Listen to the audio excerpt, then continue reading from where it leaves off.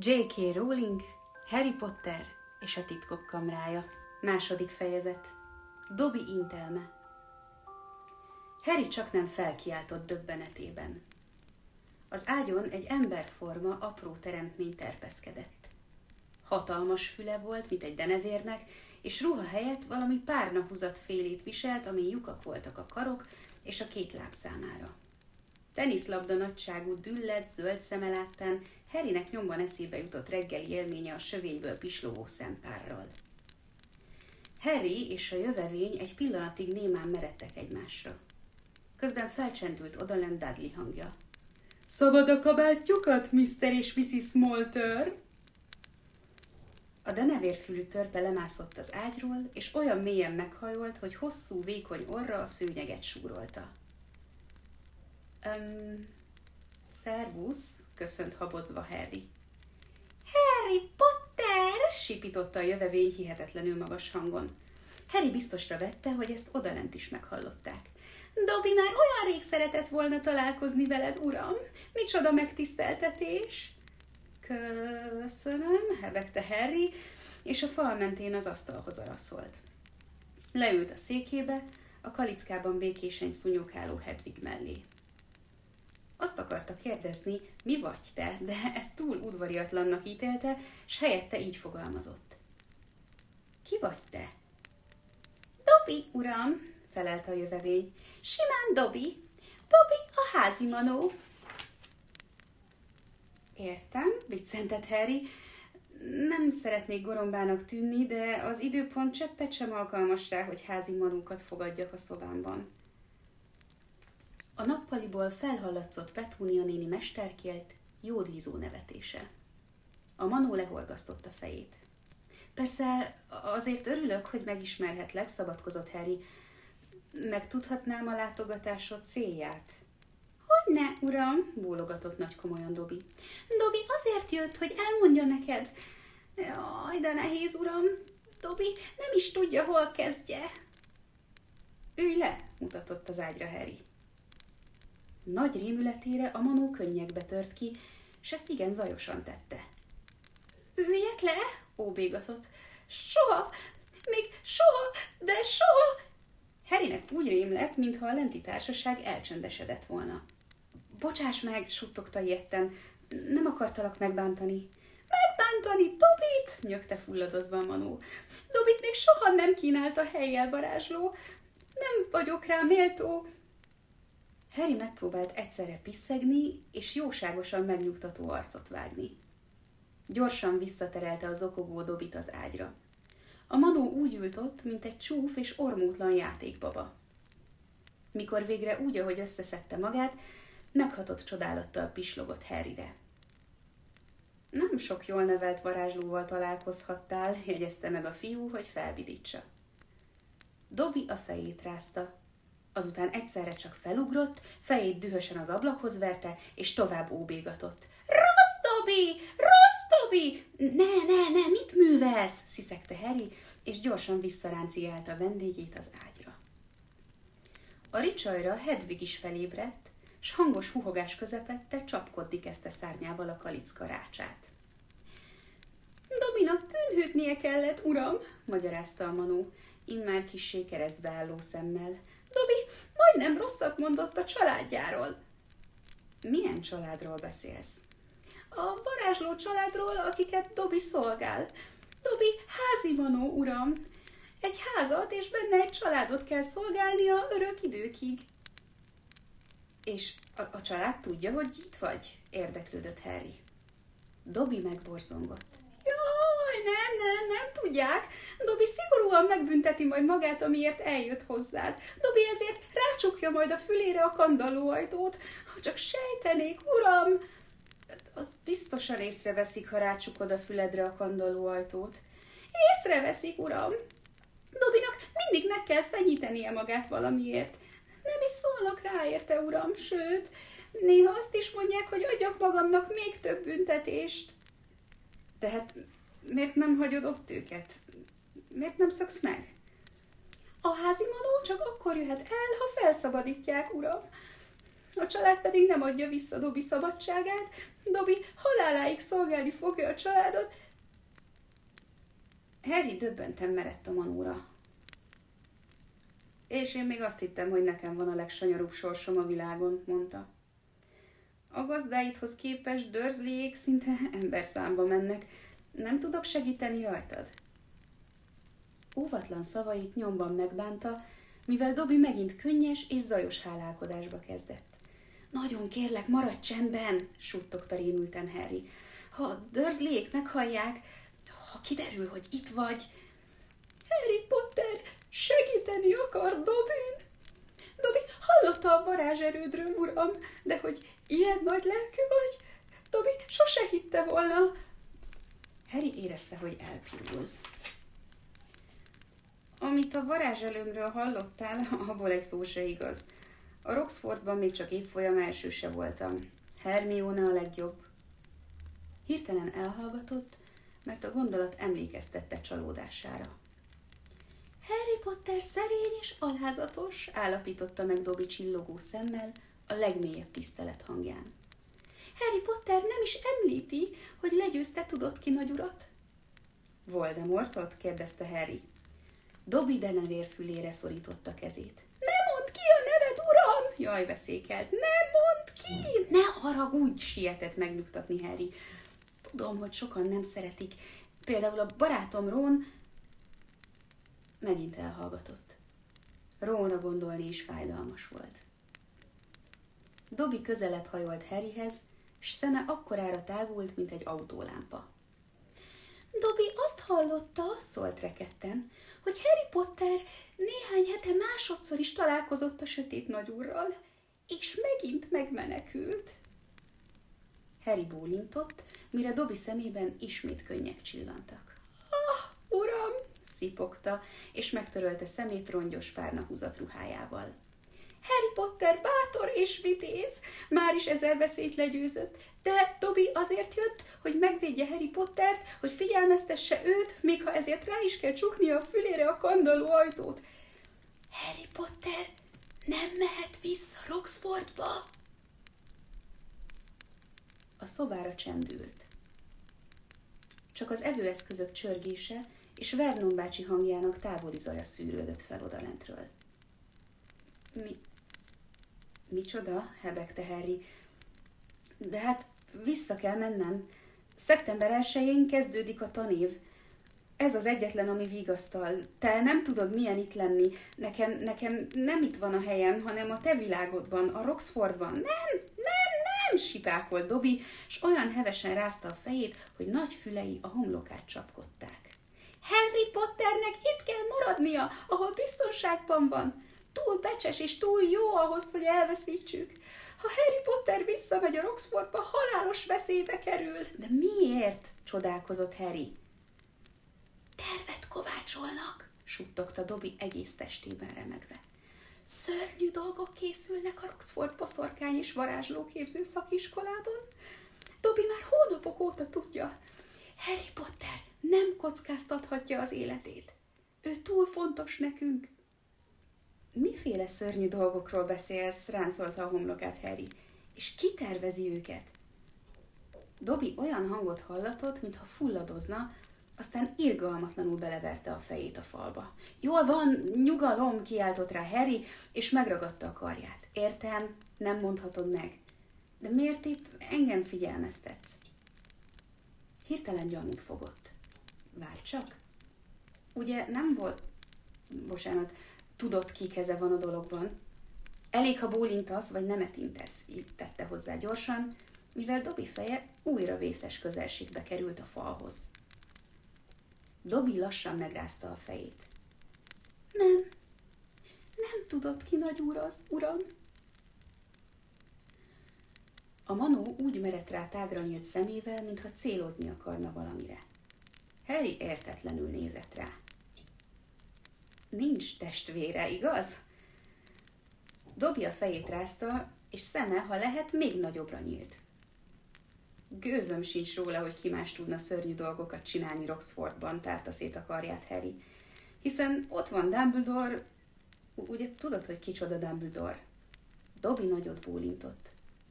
Albus Dumbledore Roxford igazgatója. A valaha volt legdicsőbb igazgató. Dobby jól tudja, uram. Dobby azt hallotta, hogy Dumbledore varázsereje vetekszik, tudott ki nagyúr hajdani hatalmával. De, uram, Dobby így suttogóra fogta a hangját. Vannak olyan erők, amikkel Dumbledore nem, amikkel egyetlen becsületes mágus sem. És mielőtt megakadályozhatta volna Harry, Dobby leugrott az ágyról, felkapta az asztali lámpát, és fősiketítő jalveszékelés kíséretében püfölni kezdte vele a saját fejét. Odalent hirtelen csend lett. 2 másodperc múlva léptek zaja hallatszott, majd a hallban felharsant Vernon bácsi hangja. Dudley, te haszontalan! Már megint bekapcsolva hagytad a televíziót? Gyorsan, a szekrénybe, sziszegte Harry, azzal betuszkolta Dobbyt a ruhák közé. Mikor kinyílt az ajtó, már az ágyon hevert. Mi az Isten nyilát művezte, ide fent hörögte, fogcsikorgatva Vernon bácsi, vörös arcát veszedelmesen közeltolva Harryhez. Elrontottam miattad a japán golfozós viccem poénját. Még egy hang, és azt is megbánod, hogy a világra jöttél, kölyök! Azzal kicsörtetett a szobából. Harry még akkor is remegett, amikor kiengedte Dobbyt a szekrényből. Látod, milyen helyen élek? Panaszkodott.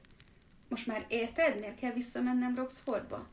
Az az egyetlen hely, ahol vannak, legalábbis remélem, hogy vannak barátaim. Milyen barátok azok, akik még levelet se küldenek Harry Potternek? Kérdezte ravaszkodva Dobby. Biztos csak... Harry elhallgatott, és összevonta a szemöldökét. Várjunk csak. Honnan tudod, hogy a barátaim nem írtak nekem? Dobby egyik lábáról a másikra állt. Harry Potter, ne legyen mérges Dobbyra. Dobby csak jót akart. Elloptad a leveleimet? Itt van az összes Dobbynál, uram, bizonygatta a manó. Félősen hátralépett, és vastag kötek levelet húzott elő párnahúzat ruhája alól. Harry felismerte Hermione gyöngybetűit, Ron macska kaparását, sőt, még egy gírbe-gurba firkás levelet is látni vélt, amit talán Hagrid, a Roxford vadőre írhatott. Dobby nyakát behúzva pislogott Harryre.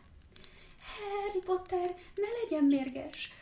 Dobby azt remélte, hogyha Harry Potter azt hiszi, a barátai megfeledkeztek róla, akkor talán nem akar majd visszamenni az iskolába. De Harry nem figyelt a manó szavaira.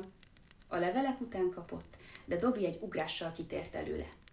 Harry Potter megkapja a leveleit, uram, ha a szavát adja Dobbynak, hogy nem tér vissza a Roxfordba. Jaj, uram, nem teheted ki magad ekkora veszélynek. Ígérd meg, hogy nem mégy vissza. Nem ígérek semmit, felelte mérgesen Harry. Azonnal add ide a barátaim leveleit. A manó láthatóan elszomorodott. Akkor szegény Dobbynak nincs más választása. Mielőtt Harry egy lépést is tehetett volna, Dobby az ajtóhoz iramodott, kinyitotta, és leszaladt a lépcsőn. Harry a rémülettől elszorult szívvel üldözőbe vette, ügyelve arra, hogy lépteivel ne csapjon zajt. Az utolsó 6 lépcsőt egyetlen nagy ugrással hagyta maga mögött, macska ügyességgel landolt a hal szőnyegén, majd körülnézett Dobby után. Az étkezőből kihallatszott Vernon bácsi hangja. Mr. Morton, mondja el Petuniának azt a tréfás anekdótát az amerikai vízvezeték szerelőkről. Nagyon kíváncsi rá. Harry gyomra öklömnyire szűkült. Gyorsan beiskolt a konyhába. Petunia néni mesteri lila pudingja, a cukrozott tejszínhabhegy ott lebegett a mennyezet közelében. Dobby a sarokban álló konyhaszekrény tetején gubbasztott. Ne, nyögte Harry, könyörgök, ezért megölnek. Harry Potternek meg kell ígérnie, hogy nem megy vissza az iskolába. Kérlek, Dobby, ígérd meg, uram, nem tehetem. A manó fájdalmas pillantást vetett rá. Akkor Dobbynak meg kell tennie ezt, Harry Potter érdekében. A puding rövid zuhanás után tragikus véget ért a konyha kövén. A tál szívbe markoló csörömpöléssel 1000 darabra tört, és az ablakból a falig minden csupa tejszínhab lett. A következő pillanatban Dobby egy pukkanással köddé vált. Az étkezőben többen felkiáltottak. Vernon bácsi nyomban a konyhában termett, és ott találta Harryt, tettőtől talpig pudingba öltözve. Eleinte úgy tűnt, hogy a bácsinak sikerül eltussolnia az incidenst. Az unokaöcsénk gyenge idegzetű, nem bírja az idegeneket, ezért nem mutattuk be. Visszaterelte a döbbent Molter házaspárt az étkezőbe, megígérte Harrynek, hogy amint elmennek a vendégek, szíjat hasít a hátából, és hozzávágott a fiúhoz egy felmosópamacsot. Petúnia néni gyorsan előkotort egy doboz jégkrémet a mélyhűtőből, Harry pedig reszketve hozzálátott a takarításhoz. Vernon bácsi még mindig nyelbe üthette volna az üzletet, ha nem jelenik meg a bagoly. Petúnia néni épp mentolos édességgel kínálgatta a vendégeket, amikor egy megtermett gyöngybagoly röppent be az étkező ablakán. Egy levelet pottyantott Mrs. Molter fejére, és a következő percben már messze járt. A hölgy egy sikító szellemet is megszégyenítő visítás közepette kirohant a házból, és Mr. Molter is csak egy végszó erejéig maradt, közölte, hogy a felesége halálosan retteg mindenféle madártól, és hogy ilyen vaskosnak tartja Dursleyék tréfáját. Harry a felmosó nyelébe kapaszkodva reszkető térdel állt a konyha közepén. Vernon bácsi lassan elindult felé, és apró szemében démoni fény csillant. Olvasd, hörögte, és unokaöccse kezébe nyomta a bagoly levelét. Gyerünk, olvasd! Harry kinyitotta a levelet. Nyomban látta, hogy nem születésnapi üdvözletet kapott. Kedves Potter úr! Titkos forrásokból értesültünk róla, hogy lebegés bűbáj alkalmazására került sor az ön lakhelyén ma este 9 óra 12 perckor. Amint azt ön is tudja, rendelet tiltja a kiskorú varázslók iskolán kívüli mágikus tevékenységét. A rendelkezés ismételt megsértése az iskolából való eltanácsolást vonja maga után. A kiskorúak bűjbáb gyakorlásának korlátozásáról szóló 1857. évi rendelet C paragrafusa értelmében. Emellett felhívjuk szíves figyelmét arra, hogy a varástalan népesség, muglik számára észrevehető módon gyakorolt mágikus tevékenység a Mágusok Nemzetközi Szövetsége titokvédelmi alaptörvényének 13. cikkeibe ütköző súlyos kihágás. További kellemes vakációt, szívélyes üdvözlettel, Mafalda Hopkirk, Mágiaügyi Minisztérium varázshasználati főosztály. Harry felnézett a levélből és nyelt egyet. Arról egy szót se szóltál, hogy itthon nem varázsolhatsz. Vernon bácsi szemében gyilkos fény táncolt. Elfelejtetted említeni, pedig igazán elmesélhetted volna. A bácsi úgy hajolt Harry fölé, mint egy hatalmas, vicsorgó véreb. Akkor most én mesélek neked valamit. Bezárlak. Soha többé nem mész vissza abba az iskolába. Soha. És ha megpróbálod kivarázsolni magad innen, akkor kicsapnak kölyök. Azzal tébolyult kacajban tört ki, és magával rángatta Harryt a lépcső felé. Vernon bácsi beváltotta fenyegetését. Másnap reggel első dolga volt, hogy mesterembert hívott, és rácsot szereltetett Harry szobájának ablakára. Ő maga csapóajtót vágott az ajtó aljára, és azon át naponta 3-szor ételt csúsztattak be a fogolynak. Harry reggel és este kimehetett a fürdőszobába, de a nap többi részét a szobába zárva kellett töltenie. 3 nap telt el így. Dursleyék szigora cseppet sem enyhült, és Harrynek ötletesen volt, hogyan juthatna kiszorult helyzetéből. Csak hevert az ágyán, a rácsos ablakon keresztül a lemenő napot bámulta, és azon töprengett, mi lesz vele ezek után. Mi értelme lenne kivarázsolnia magát a szobából, ha akkor büntetésből el kell hagynia a Roxfortot? Ugyanakkor az élete a Privet Drive-on most rosszabb volt, mint valaha. Mióta Dursleyék rájöttek, hogy nem fognak denevér alakban ébredni, Harrynek semmilyen fegyvere nem maradt velük szemben. Dobby ugyan sikeresen megmentette őt a Roxfordi veszedelemtől, de mi végre, ha egyszer itt, a szobájában fog éhen pusztulni? A kis csapóajtó megzörrent, és feltűnt Petúnia néni keze egy tányér konzervlevessel.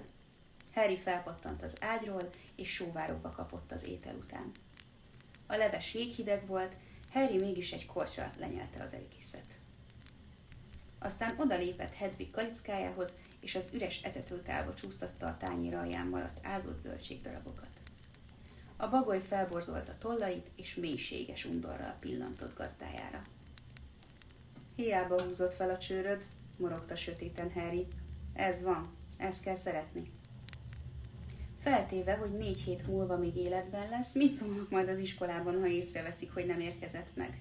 Vajon küldenek valakit, aki utána néz, hogy mi történt vele? És ha igen, el tudják-e intézni, hogy Dursleyék elengedjék őt? Alkonyati sötétség ereszkedett a szobára. A kimerült, korgógyomrú Harry egy darabig még latolgatta a fejében sorakozó megválaszolhatatlan kérdéseket, azután nyugtalan álomba merült. Azt álmodta, hogy egy állatkertben mutogatják őt. A ketrecén táblácska hirdette, kiskorú varázsló. A rács előtt emberek álltak, s érdeklődve nézték, ahogy erőtlenül, csontsoványan fekszik egy rakás szalma tetején. A nézők között megpillantotta Dobby arcát, és oda kiáltotta Manónak, hogy segítsen rajta, de Dobby csak ennyit felelt. Harry Potter, itt biztonságban van, uram! Azzal eltűnt. Aztán feltűntek Dursleyék is, és Dudley csúfondárosan kacagva csapkodni kezdte a rácsot. Hagyd abba, motyogta Harry, mert belefájdult a feje az ajba. Hagyd békén, aludni akarok, hagyd abba! Ekkor kinyitotta a szemét. Az ablak rácsai közt besütött a hold, és valaki tényleg nézte őt. Egy szeplős, vöröshajú, hosszú orrú valaki. Ron Weasley volt az.